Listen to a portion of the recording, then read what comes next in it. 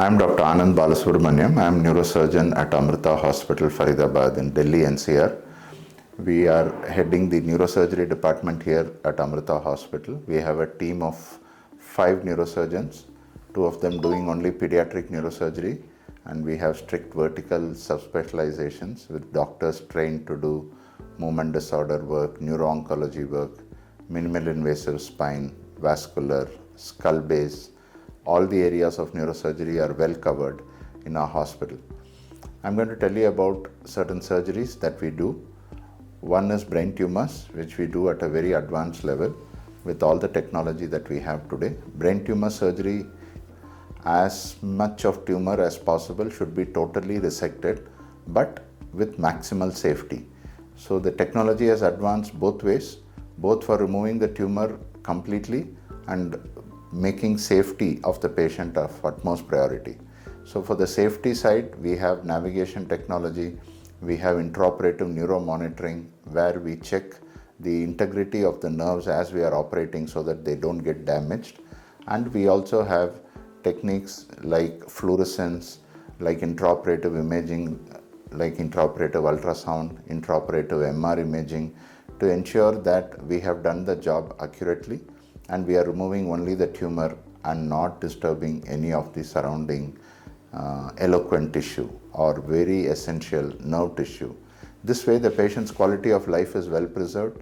As much tumor as we resect also does not make sure that patient does not need a adjuvant therapy like radiation or chemo if we have done a thorough job, especially in low-grade tumors.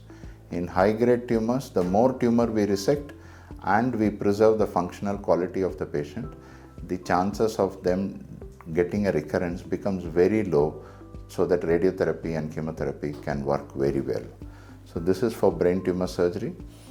For movement disorders, we are a team of doctors working in close collaboration with the neurologists. We have a movement disorder specialist, Dr. Sanjay Pandey, with us, who is a movement disorder world-renowned specialist. We diagnose Parkinson's disease, dystonia, and related movement disorders, which can be treated with DBS, that is deep brain stimulation surgery. We do the surgery, which is in carefully selected patients, wherein the patient gets electrodes inserted into his brain. The target is predetermined, and computerized algorithms help us plan the trajectory to the target after the MRI is done for the patient. And to execute this, we use a stereotactic frame and we place the electrodes in an awake situation wherein patient can cooperate. Again, neuromonitoring is utilized here, and the neurologist comes into the operation theater and checks the placement of the electrodes with stimulation, what we call as microelectrode recording and macro stimulation, to avoid any side effects and to ensure that the effects are good and that we are in the right location. So with this, the benefits of deep brain stimulation surgery with the battery that is placed near the collarbone is very good for carefully selected patients of Parkinson's disease and diseases like dystonia. Next is epilepsy. We again have a very renowned epilepsy team where we have doctors in neurology who diagnose epilepsy. We have a pediatric neurology setup also where children or adults with epilepsy, which is medically intractable, that is more than 2 drugs for a reasonable period of time, not achieving seizure control, these patients are taken up for an extensive epilepsy workup.